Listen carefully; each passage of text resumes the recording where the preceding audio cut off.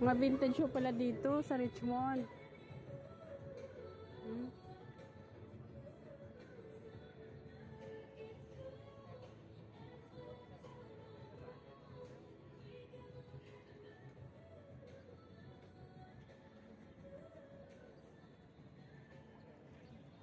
Yun ang hanip po.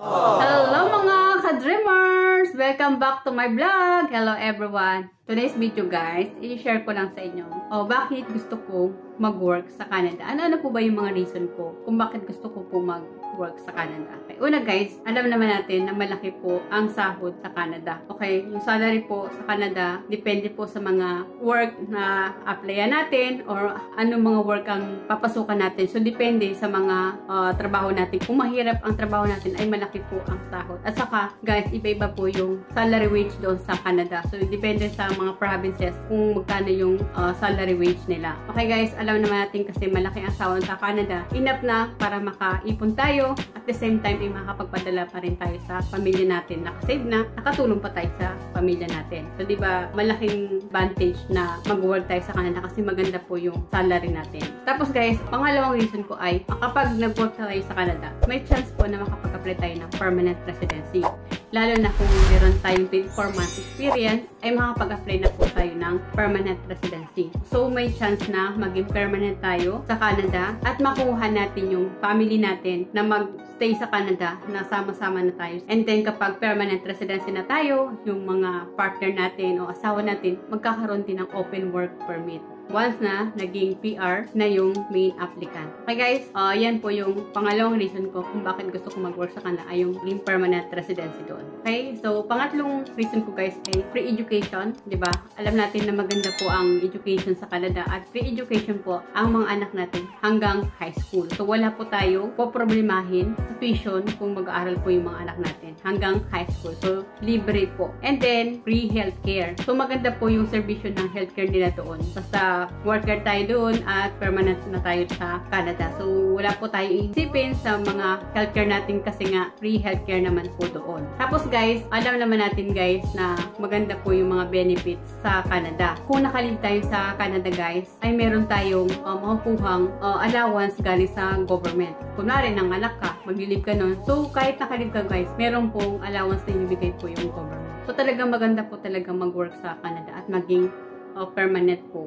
Yan talaga yung mga reason kung bakit gusto ko mag-Canada para po sa pamilya ko, lalo na po sa anak ko na magkaroon siya ng magandang kinabukasan at the same time po maging permanent residency ako doon. Tulad sa Middle East, kahit ilang taong ka na nag-work dyan, kung ilang taong ka na nag-stay sa Middle East, hindi ka magkakaroon ng permanent residency. Tapos kung sa Pilipinas naman, yung sahod natin, minsan hindi pa enough para sa pangangailangan natin, di ba? Sa mga pamilya natin, lalo na kung yung mga emergency na kakailangan na ng pera, wala tayong mahugot kasi nga yung sahod natin ay hindi enough. Kasi nga, based din sa mga nabasa ko guys, yung iba yung mga talagang malaki na po ang sahod sa Pilipinas, yung mga may mga posisyon na nila, gini-give up pa rin nila yung posisyon nila tapos yung mga malaking sahod nila na nagmamigrate sila sa Canada kasi nga ay magkakaroon ng magandang benepisyo yung mga anak nila. At the same time, magiging permanent residence sila. Kaya karamihan sa mga Pilipino ay gini-give up yung magagandang salary sa Pilipinas para lang makarating po sila ng Canada. Ang habol po nila is yung magandang kinabukasan ng mga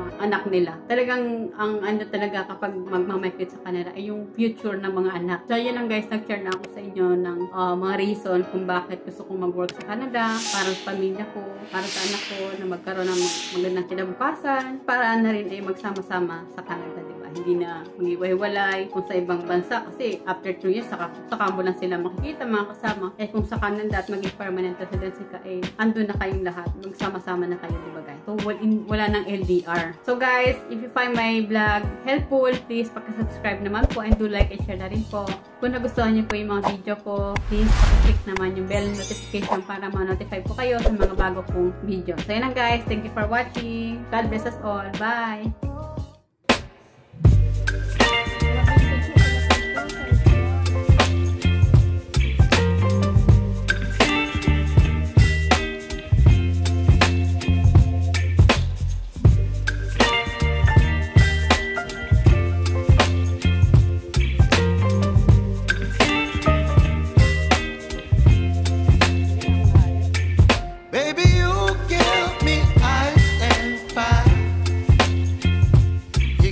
me wind and rain.